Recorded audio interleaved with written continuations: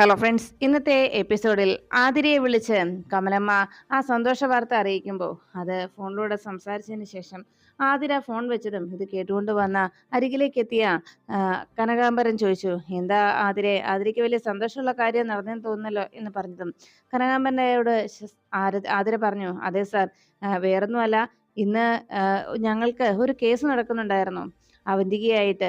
ആ അവന്തികയ്ക്ക് ഇന്ന് തോൽക്കേണ്ടി വന്നു, അക്കാര്യ പറഞ്ഞത് എന്ന് പറഞ്ഞു. അത് കേട്ടതും കനകാംബരൻ ചോദിച്ചു, അവന്തികയോ? ഈ അവന്തിക അസോസിയേറ്റ്സ് എന്ന് പറഞ്ഞ ഒരു സ്ഥാപനത്തെ കുറിച്ച് സാർ കേട്ടിട്ടുണ്ടോ? ആ അവരുടെ MD ആണ് ഈ അവന്തിക. അവര് സത്യത്തിൽ ഞങ്ങളുമായിട്ട് കുറെ നാളുകളായിട്ട്, വർഷങ്ങളായിട്ടുള്ള കേസാണ് ഇപ്പോൾ തീർപ്പാക്കാൻ പോകുന്നത്. എന്തായാലും ഇത്തവണ ഞങ്ങൾ വിജയിച്ചു.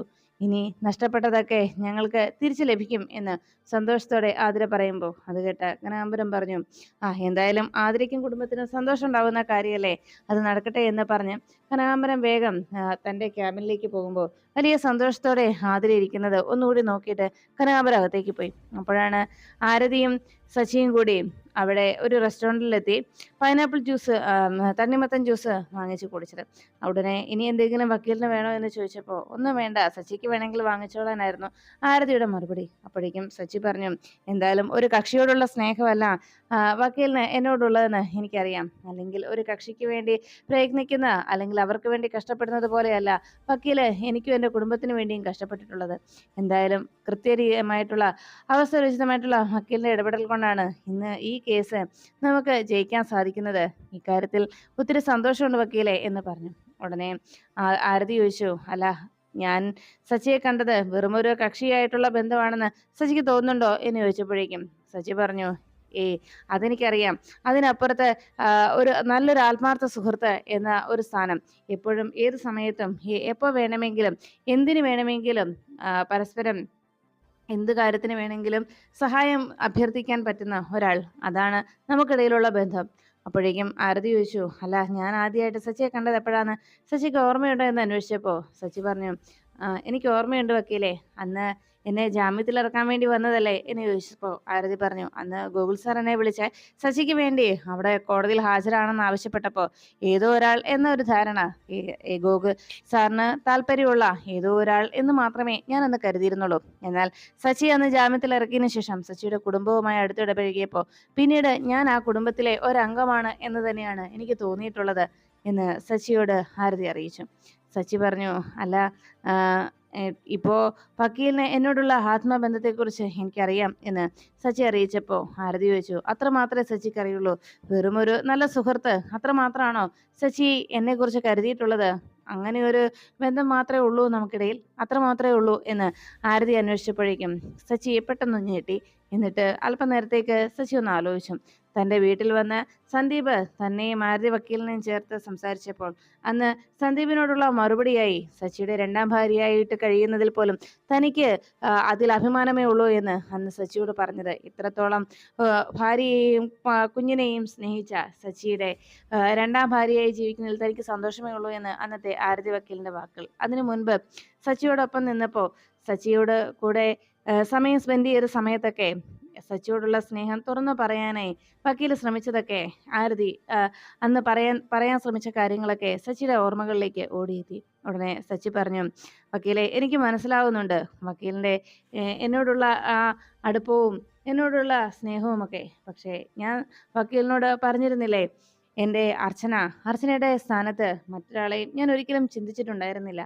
പിന്നെ ഇപ്പോൾ എത്രയോ വർഷങ്ങൾക്ക് ശേഷമാണ്, നീണ്ട 10 വർഷങ്ങൾക്ക് ശേഷമാണ് ഞാൻ എൻ്റെ അർച്ചനയെ കണ്ടത്, അതും വക്കീലിൻ്റെ സഹായത്തോടു കൂടി.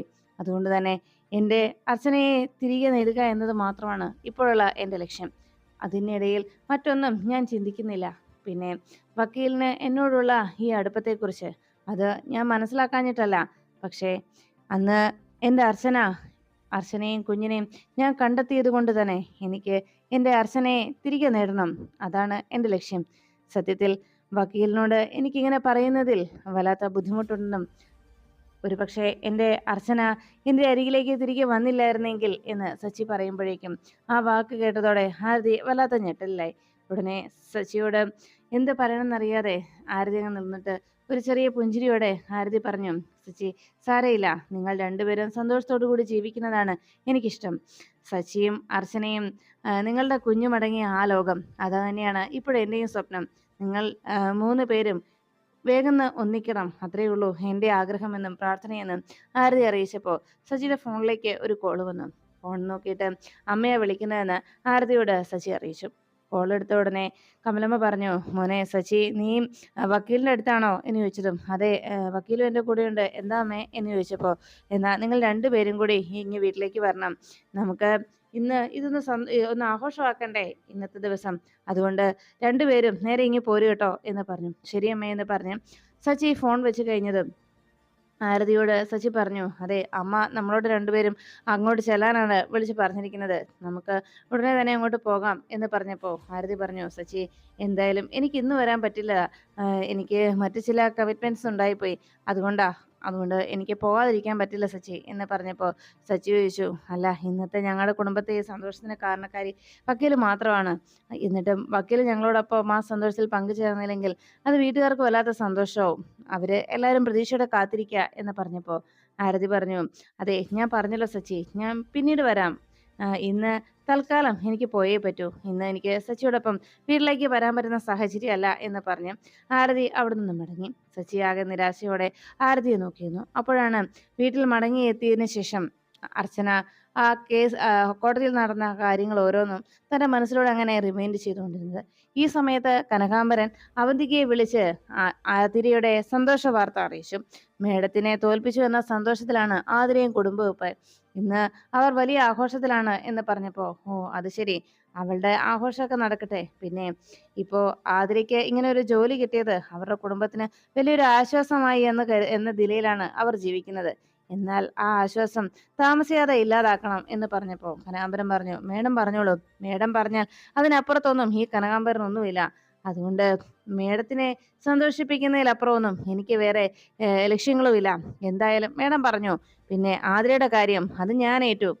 അവരുടെ കുടുംബത്ത് ആതിര എന്നും ഒരു തീരാ ദുഃഖമായി തന്നെ നിൽക്കും. അതിന് യാതൊരു ഡൗട്ടും ഇല്ല എന്ന് പറഞ്ഞ് ആതിരയെ താൻ റെഡി ആയിക്കൊള്ളാമെന്നും അവളെന്റെ വലയിൽ വീണു കഴിഞ്ഞു എന്ന് കനകാംബരൻ അറിയിച്ചു. അത് കേട്ടതും അവന്തിക പറഞ്ഞു, അതെ, അവര് ഇനി എനിക്കുള്ളതെല്ലാം നഷ്ടപ്പെട്ടാൽ പോലും അവർ ഈ കേസ് വിജയിച്ചാലും ഒരിക്കലും അവരുടെ കുടുംബത്തിന് ഒരു സന്തോഷം ഉണ്ടാകാൻ പാടില്ല. ഒരു പക്ഷേ അവര് സ്വർഗലോകത്ത് ജീവിച്ചാൽ പോലും അവരുടെ കുടുംബത്ത് സന്തോഷം ഉണ്ടാവരുത്. അതാണ് എൻ്റെ ലക്ഷ്യം.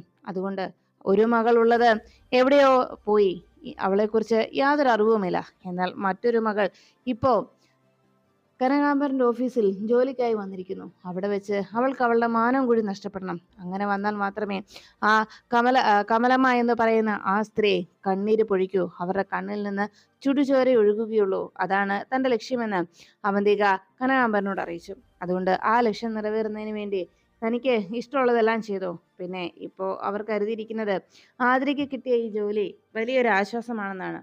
എന്നാൽ അതോടൊപ്പം തന്നെ ഇത് വലിയൊരു ശാപവുമായി മാറണം. കനകാംബരം വിരിച്ചിട്ടിരിക്കുന്ന വലയുടെ അങ്ങേയറ്റത്തെ ഈ അവന്തികയാണ് എന്നുള്ള കാര്യം അവർക്കറിയില്ലല്ലോ എന്ന് പറഞ്ഞ് രണ്ടുപേരും സന്തോഷിച്ചു. അതിനുശേഷം അർച്ചന കോടതിയിൽ നടന്ന കാര്യങ്ങൾ ആലോചിച്ചങ്ങ് നിൽക്കുമ്പോഴേക്കും അർച്ചനക്കരികിലേക്ക് രാജീവ് എത്തിയിട്ട് പറഞ്ഞു, ഇന്ന് നടന്ന കാര്യങ്ങളൊക്കെ അർച്ചന നേരിട്ട് കണ്ടതല്ലേ. ഇനിയിപ്പോ ഉടനെ തന്നെ കോടതി വിധി ഉണ്ടാവും. അതിനെക്കുറിച്ച് യാതൊന്നും ടെൻഷൻ ആവേണ്ടതില്ല. അവന്തികയുടെ സ്വത്തുക്കളൊക്കെ തീർച്ചയായിട്ടും അത് തിരിച്ച് സച്ചിക്കും കുടുംബത്തിനും കിട്ടുക തന്നെ ചെയ്യും. ഈ 4-ാം തീയതിയിലെ വിധി പ്രഖ്യാപനത്തിനൊന്നും കാത്തിരിക്കേണ്ടതില്ല. അതാണ് സംഭവിക്കുക എന്ന് പറഞ്ഞപ്പോൾ അർച്ചന പറഞ്ഞു, എന്തായാലും 4-ാം തീയതി കഴിയണം, എന്നാൽ മാത്രമേ എനിക്കൊരു സമാധാനമാകൂ എന്ന് അർച്ചന അറിയിച്ചപ്പോൾ ഗൂഗിൾ പറഞ്ഞു, അപ്പോൾ ഇതോടുകൂടി എല്ലാം കലങ്ങി തെളിയുമെന്നാണ് എൻ്റെ ഒരു വിശ്വാസമെന്ന് ഗൂഗിൾ പറഞ്ഞതും അർച്ചന പറഞ്ഞു, അത്രയും പെട്ടെന്ന് എനിക്ക് എൻ്റെ സച്ചേറിന് അരികിലേക്ക് എത്തിച്ചേരാവല്ലോ എന്ന് അർച്ചന ചോദിച്ചപ്പോൾ രാജീവ് ചോദിച്ചു, അല്ല, അപ്പൊ അങ്ങനെ പറഞ്ഞാൽ എത്രയും പെട്ടെന്ന് തന്നെ അർച്ചന ഇവിടെ നിന്ന് പോകുമെന്നാണോ എന്ന് ചോദിച്ചപ്പോ അർച്ചന പറഞ്ഞു, ഗോകുലിനെ വേദനിപ്പിച്ചുകൊണ്ടുള്ള ഒരു യാത്രയല്ല ഞാൻ ഉദ്ദേശിച്ചിരിക്കുന്നത്. രാജീവ് അതോർത്ത് സങ്കടപ്പെടേണ്ടതില്ല. എനിക്കറിയാം ഗോകുലിന്റെ മനസ്സെന്താണ് എന്ന്. പക്ഷേ ഗോകുൽ ഒരിക്കലും വേദനിക്കാത്ത രീതിയിൽ തന്നെ എനിക്ക് ഇവിടെ നിന്ന് പോകണം. സച്ചേട്ടനെ എനിക്കിനി അധികം പരീക്ഷിക്കാനോ സച്ചേട്ടന്റെ ക്ഷമയെ പരീക്ഷിക്കാനോ എനിക്ക് സാധിക്കില്ല. അതുകൊണ്ട് തന്നെ ഇനിയും അധികനാൾ ഇങ്ങനെയൊരു ഇത് നിലനിർത്തിക്കൊണ്ട് പോകാനും ആവില്ല. എനിക്കെന്റെ ഓർമ്മ തിരിച്ചു കിട്ടി എന്നത് പതിയെ പതിയെ ഗോകുലിനെ ബോധ്യപ്പെടുത്തണം. അതിനു വേണ്ട നീക്കങ്ങളാണ് ഞാൻ നടത്തുന്നത്. എനിക്കൊരു പ്ലാനുണ്ട്. അത് ഞാൻ രാജുവിനോട് പറയാം. അതനുസരിച്ച് രാജീവ് എന്റെ ഒപ്പം നിന്നാൽ മതി എന്ന് പറഞ്ഞപ്പോ രാജീവ് പറഞ്ഞു, എന്തിനും ഞാൻ ഒപ്പം ഉണ്ടാകും കൂടെ. അപ്പോഴേക്കും അർച്ചന പറഞ്ഞു, എന്തായാലും 4-ാം തീയതി കഴിയട്ടെ, എന്നാൽ മാത്രമേ എനിക്കൊരു തീരുമാനം എടുക്കാൻ പറ്റൂ എന്ന് പറഞ്ഞതും ആ സമയത്ത് ശിശിര ആ ജനലിനരികിൽ വന്ന് അവരുടെ സംസാരം ശ്രദ്ധിച്ചു. ഉടനെ സമൃദ്ധയോട് ഗൂഗിൾ അടുത്തുനിന്ന് രാജീവ് പറഞ്ഞു, അതെ ഈ 4-ാം തീയതി 4-ാം തീയതി കഴിയട്ടെ, അന്നത്തെ തീരുമാനം എന്താണെന്ന് അറിഞ്ഞതിന് ശേഷം ബാക്കി നമുക്ക് തീരുമാനിക്കാം, അതാ നല്ലത്. എന്തിനും ഞാൻ കൂടെ ഉണ്ട് എന്ന് രാജീവ് ഉറപ്പ് നൽകിയപ്പോൾ 4-ാം തീയതി കഴിയുന്നത് വരെ നമുക്ക് കാത്തു നിൽക്കാമെന്നതായിരുന്നു അർച്ചനയുടെ മറുപടി. ഇത് കേട്ടുകൊണ്ട് നിന്ന ശിശിര ആകെ ദേഷ്യത്തോടെ അരികിലേക്ക് എത്തി. എന്താ എന്താ 4-ാം തീയതിയിലെ പ്രത്യേകത എന്താണെന്ന് എനിക്കൂടെ ഒന്ന് അറിയണല്ലോ. എന്താ നിങ്ങൾ 4-ാം തീയതിയിലേക്ക് തീരുമാനിച്ചിരിക്കുന്നത് എന്ന് പറഞ്ഞപ്പോ ഉടനെ രാജീവ് പറഞ്ഞു, ഓ അത് ശരി, അപ്പൊ നീ അത് കേട്ടു നിൽക്കുകയായിരുന്നോ? 4-ാം തീയതിയിലെ ഒരു മാച്ച് ഉണ്ട്. അതില് ആര് വിജയിക്കുമെന്നതാണ് ഞങ്ങൾ തമ്മിലുള്ള ഒരു ബെറ്റ്. ഞാൻ പറഞ്ഞു, ഞാൻ പറയുന്ന ടീമാണ് വിജയിക്കുന്നത് എന്ന് ഞാൻ അർച്ചനയോട് പറഞ്ഞു. ഞാൻ പറഞ്ഞ ടീമാ വിജയിക്കുന്നതെങ്കിൽ ഞാൻ പറയുന്ന കാര്യങ്ങൾ അർച്ചന ചെയ്യാമെന്ന് സമ്മതിച്ചു, സമൃദ്ധ ചെയ്യാമെന്ന് സമ്മതിച്ചു. എന്നാൽ സമൃദ്ധ പറയുന്ന ടീമാ ജയിക്കുന്നതെങ്കിൽ സമൃദ്ധ പറയുന്നത് ഞാനും അനുസരിക്കും. എന്താ, അതല്ലേ സമൃദ്ധ നമ്മൾ സംസാരിച്ചത് എന്ന് പറഞ്ഞപ്പോൾ അതെ, എന്തായാലും 4-ാം തീയതി കഴിയട്ടെ എന്ന് അർച്ചന അറിയിച്ചപ്പോഴേക്കും ശിശിര ആകെ ദേഷ്യത്തിൽ നിൽക്കുന്ന കണ്ട്, നിങ്ങൾ എന്നെ മണ്ടിയാക്കാൻ നോക്കുവല്ലേ എന്ന് ശിശിര രാജുവിനോട് ദേഷ്യപ്പെട്ടു. ഉടനെ രാജീവ് പറഞ്ഞു, എന്റെ ശിശിരെ, നിനക്ക് എന്തെങ്കിലും സംശയം ഉണ്ടെങ്കിൽ അതിങ്ങനെ ഒളിഞ്ഞു നിന്ന് ചോദിക്കല, നേരിട്ട് വന്ന് ഇതുപോലെ തന്നെ മുന്നിൽ നിന്ന് ചോദിക്കണം, അതാ വേണ്ടത് എന്ന് പറഞ്ഞ് രാജീവ് എഴുന്നേറ്റ് പോകുമ്പോഴേക്കും അർച്ചനയെ അവിടെ നിർത്തിയിട്ട് ശിശിര ചോദിച്ചു, നീ അവിടെ നിന്നേ, എന്താ നിങ്ങൾ സംസാരിച്ചത് എന്ന് ചോദിച്ചപ്പോ അർച്ചന പറഞ്ഞു, രാജീവ് പറഞ്ഞില്ലേ എന്താ സംസാരിച്ചതെന്ന്, അത് തന്നെയാ. ഇനിയിപ്പോ എന്തെങ്കിലും സംശയം ഉണ്ടെങ്കിൽ ചേച്ചി രാജീവിനോട് തന്നെ ചോദിച്ചു. എന്തായാലും 4-ാം തീയതി കഴിയട്ടെ, ആ മാച്ച് കഴിയുമ്പോഴത്തേക്ക് കാര്യങ്ങൾക്ക് തീരുമാനമാകും എന്ന് പറഞ്ഞ് അർച്ചന അവിടുന്ന് കയറിപ്പോയി. ഇത് കണ്ടതോടെ ശിശിരയ്ക്ക് ആകെ ദേഷ്യായി. എന്തോ കാര്യങ്ങൾ ഇവർ തമ്മിൽ ഇതിൽ നിന്ന് മറയ്ക്കുന്നുണ്ട്. എന്തായാലും ഞാനത് കണ്ടുപിടിക്കുക തന്നെ ചെയ്യും. അങ്ങനെ എന്നെ മണ്ടിയാക്കാമെന്ന് ആരും കരുതണ്ട എന്ന് മനസ്സിൽ ഉറപ്പിച്ചുകൊണ്ട് ദേഷ്യത്തോടെ അങ്ങനെ ശിശിര അകത്തേക്ക് കയറിപ്പോയി. അപ്പോഴാണ് അവന്തികയും മൂർത്തിയും കൂടി അന്ന് സംഭവിച്ച കാര്യങ്ങളെക്കുറിച്ച് സംസാരിച്ചത്. വിധി എന്താകുമെന്ന കാര്യത്തിൽ എനിക്ക് യാതൊരു സംശയവും. എന്തായാലും ഈ കേസിൽ ഞാൻ തോക്കുക തന്നെ ചെയ്യും, അതിൽ എനിക്ക് യാതൊരു ഡൗട്ടും ഇല്ല. പക്ഷെ ഒരു കാര്യം ഉറപ്പാ, എനിക്ക് എൻ്റെ സ്വന്തമായിരിക്കുന്ന ഒന്നും ഞാൻ അവർക്ക് തിരിച്ചു കൊടുക്കില്ല. അതിന് ഞാൻ ഒരിക്കലും സമ്മതിക്കില്ല.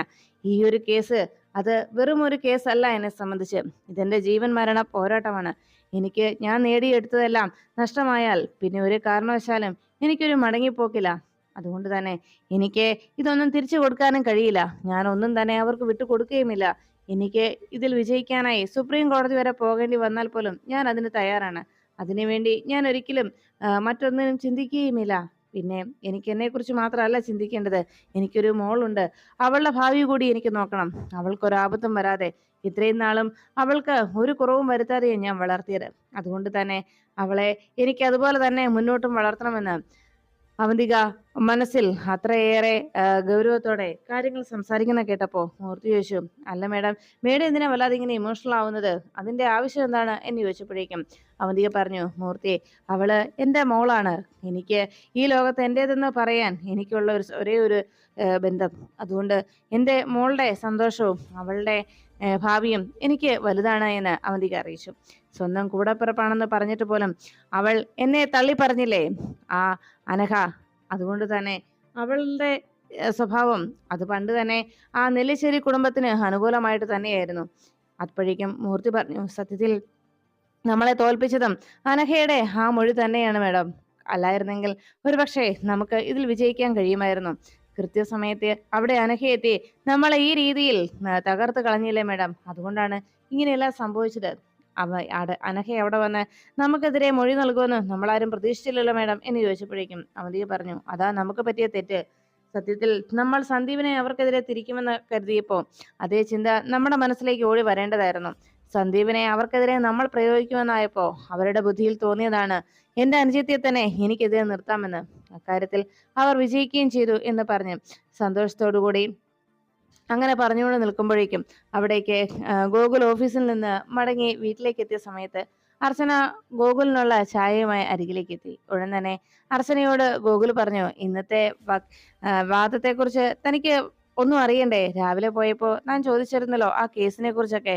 എന്നാ ഇന്ന് നടന്ന കാര്യങ്ങളിലൊക്കെ വലിയ സന്തോഷം നൽകുന്ന കാര്യങ്ങളായിരുന്നു. തനിക്ക് അത് ചോദിക്കാനും അറിയാനും ഒന്നും യാതൊരു താല്പര്യമില്ലാത്ത പോലെ എന്തു പറ്റി എന്ന് ചോദിച്ചപ്പോഴേക്കും അർച്ചന പറഞ്ഞു, അയ്യോ അക്കാര്യം ഞാൻ മറന്നുപോയതായിരുന്നു.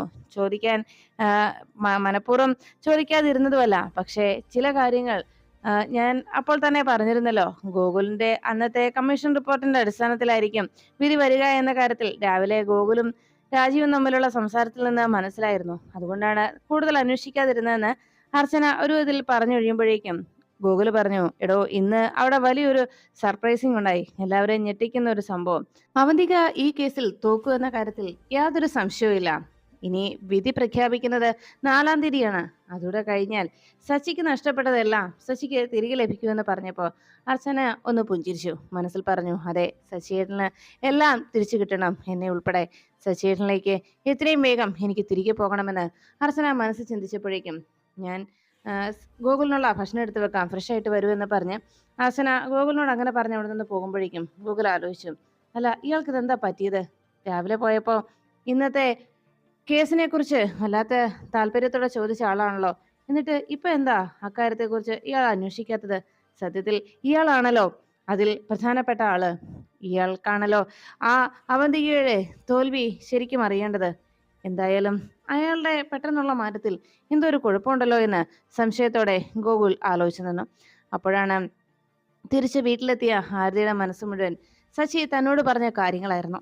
ഒരുപക്ഷെ അർച്ചന മടങ്ങിയെത്തിയിട്ടുണ്ടായിരുന്നില്ല എങ്കിൽ ആരതിയെ തന്റെ ജീവിതത്തിലേക്ക് സ്വീകരിക്കാൻ ശശി തയ്യാറാകുമായിരുന്നു എന്ന രീതിയിലുള്ള ശശിയുടെ വാക്കുകൾ ആരതി ഓർത്തു. ഇനിയും സച്ചിയെക്കുറിച്ച് ഓർത്ത് താൻ ആശങ്കപ്പെടുന്നത് ശരിയല്ല എന്നും സച്ചിയെ താൻ സ്നേഹിച്ചത് അത് സച്ചിയുടെ കുടുംബത്തിന്റെ നന്മയ്ക്ക് വേണ്ടിയായിരുന്നു. എന്നാൽ സച്ചിക്ക് നഷ്ടപ്പെട്ടതെല്ലാം തിരികെ ലഭിക്കുകയും സച്ചിയുടെ സന്തോഷം അത് നഷ്ടപ്പെട്ടു പോയതൊക്കെ സച്ചിക്ക് തിരിച്ചു ലഭിച്ച് സച്ചി സന്തോഷത്തോടു കൂടി ജീവിക്കുന്നത് കാണുക എന്നത് മാത്രമായിരുന്നു തൻ്റെ ആഗ്രഹവും ലക്ഷ്യവും. എന്നാൽ ഇന്ന് സച്ചിക്ക് സംഭവിക്കുന്ന സച്ചിയുടെ ജീവിതത്തിലേക്ക് അർച്ചന കൂടി മടങ്ങിയെത്തുന്നതോടെ നഷ്ടപ്പെട്ടതെല്ലാം സച്ചിക്ക് പൂർണ്ണമായും തിരികെ ലഭിക്കും.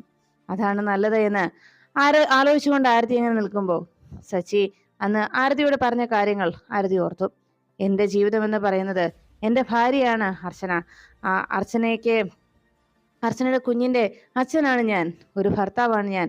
അതുകൊണ്ട് തന്നെ അർച്ചനയും കുഞ്ഞുമില്ലാത്ത മറ്റൊരു ലോകം തനിക്കില്ല എന്ന് പറഞ്ഞുകൊണ്ട് സച്ചി സങ്കടപ്പെട്ട ആ നിമിഷം ആരതി ഓർത്തങ്ങനെ ഇരിക്കുമ്പോഴാണ് സച്ചിയുടെ ഫോൺ കോൾ ആരതിയെ തേടിയെത്തിയത്.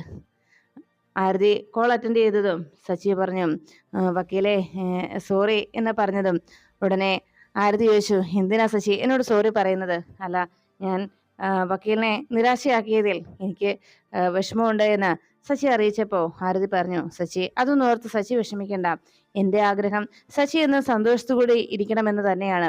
അർച്ചനയും സച്ചിയും കുഞ്ഞും നിങ്ങൾ 3 പേരും ഒരുമിച്ചുള്ള ആ ഒരു ജീവിതവും ആ ഒരു ലോകവും അത് കാണുന്നത് തന്നെയാണ് എൻ്റെ സന്തോഷമെന്ന് ആരതി പറഞ്ഞുകൊണ്ട് ഫോൺ വെക്കണം. അതിനുശേഷം സച്ചിയുടെ മനസ്സിൽ ആരതി തന്നോട് മനസ്സ് തുറന്ന് സംസാരിച്ചതിന്റെ ആശങ്കകൾ സച്ചിയെ അലട്ടുകയായിരുന്നു. അതെല്ലാം ഓർത്ത് സച്ചിയുടെ മനസ്സ് വല്ലാതെ പിടയുമ്പോൾ അവിടെ അവന്തിക ഏത് വിധേനയും തൻ്റെ ജീവിതത്തിലേക്ക് കടന്നു വന്ന തൻ്റെ ജീവിതം ഇല്ലാതാക്കിയ അവന്തിക തൻ്റെ സ്വത്തുക്കൾ തിരിച്ചെടുക്കാൻ പോകുന്ന സച്ചിയുടെ തകർച്ച അതാണ് തൻ്റെ ലക്ഷ്യമെന്നും ഇനി ഏത് വിധേനയും ആ കുടുംബത്തിന് സന്തോഷം തല്ലി തകർക്കുക എന്നത് മാത്രമാണ് തൻ്റെ ലക്ഷ്യമെന്നും അതിനു വേണ്ട നീക്കങ്ങൾ എന്താണ് നടത്തേണ്ടതെന്നും അതോടൊപ്പം തന്നെ തൻ്റെ വീട്ടിൽ നിന്ന് അന്ന് താൻ രഹസ്യമായി സൂക്ഷിച്ചു വെച്ചിരുന്ന ആ ഡോക്യുമെന്റ്സുകൾ അതെങ്ങനെ ആരതിയുടെ പക്കലെത്തി, അത് ഏത് രീതിയിൽ ചോർന്നു, അതാണ് തനിക്ക് അറിയേണ്ടത്. അത് ചോർത്തിയത് ആരാണെങ്കിലും അവരെ ഞാൻ കണ്ടെത്തുമെന്ന് അവന്തിക തീരുമാനിച്ചുറക്കുന്നു.